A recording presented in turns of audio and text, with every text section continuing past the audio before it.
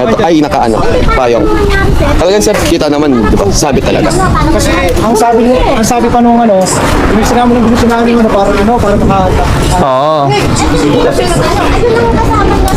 Ano naman po namin kasi tumulong lang po kami sa kanila. Oh, para makita lang natin talaga yung ano. Ay, ito na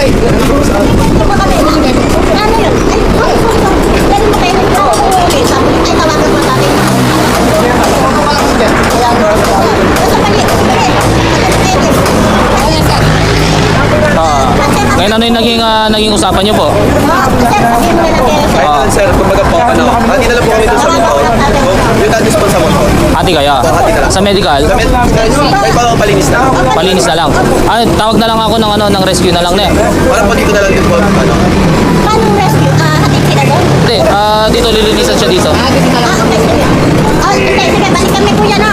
Balik kami kuya no. Meron. Sinasadya yung disgrasya, wala naman may gusto talaga.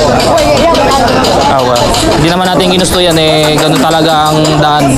Sobrang delikado po talaga. Pag halimbawang nasa daan tayo, mag-ingat na lang po tayo na. Marker. Para dito palangan. Tricycle. Pumunta na to. Nagkasagyan sila kanina. Then, tinry ko nga hinanap ko sa may looban ng kapalangan na locate ko itong tricycle kasama yung driver niya. Ngayon nagkaroon sila ng kasunduan na ayusin na lang yung motor. Sabi sila sa patuan.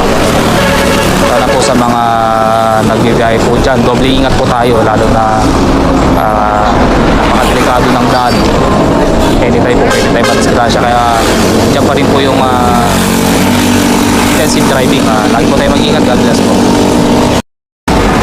Kaya yan, nakarating na yung MDRMO rescue para linisan yung disgrasya dito sa Mimacardo sa atin.